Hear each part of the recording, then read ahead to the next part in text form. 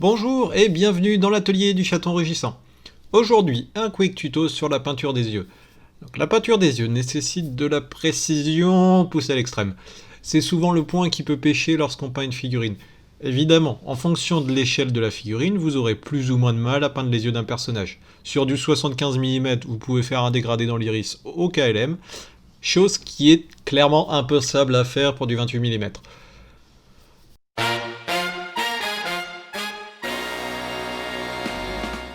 Donc pour donner une idée théorique de l'exercice que nous allons pratiquer, nous avons la forme de l'œil qui est déjà sculptée en forme d'amande. Nous avons l'iris qui, dans ce cas-là présent, ne forme pas un rond parfait au milieu de l'œil, il est légèrement décentré comme vous pouvez le voir. Si je prends un rond, on a tendance, quand on commence la peinture, à le centrer dans le fond de l'œil.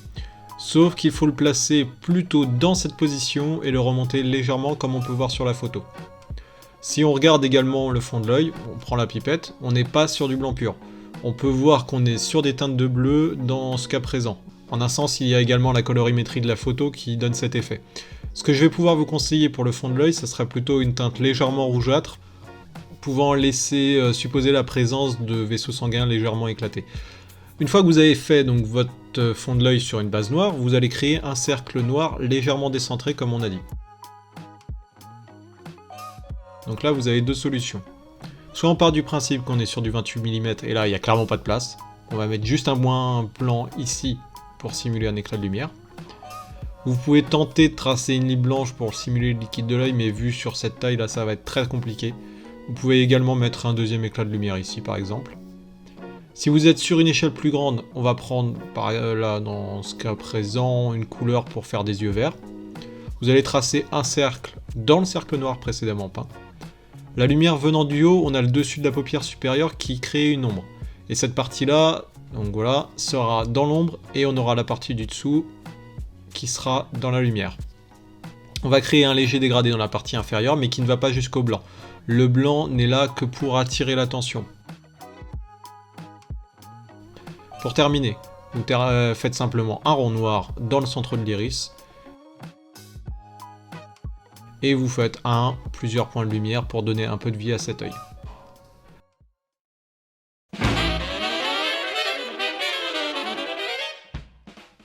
Voyons voir ce que ça donne maintenant sur une figurine dans la pratique.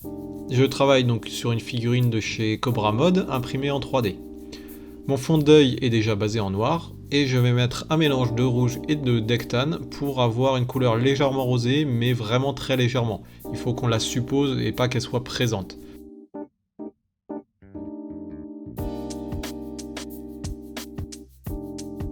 Avec la pointe du pinceau, je redessine la forme générale de l'œil.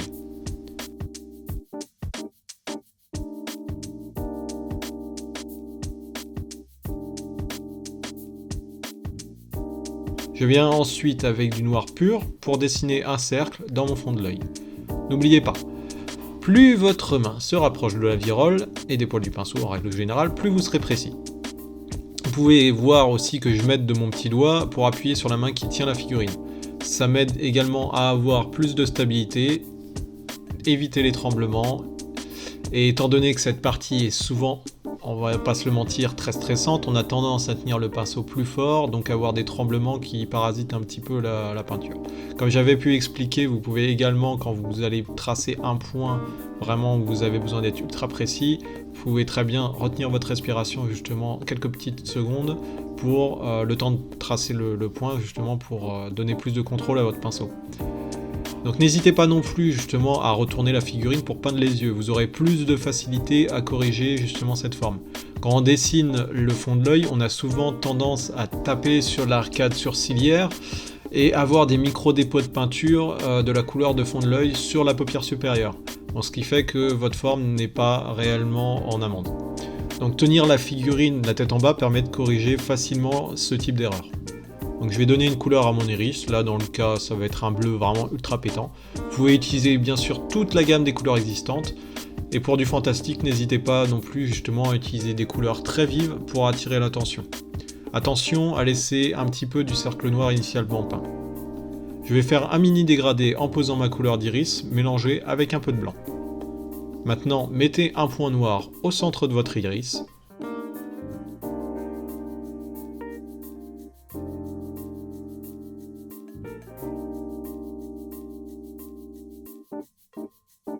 Et pour terminer, un point de blanc pur pour simuler la lumière comme nous avons vu dans la partie théorique.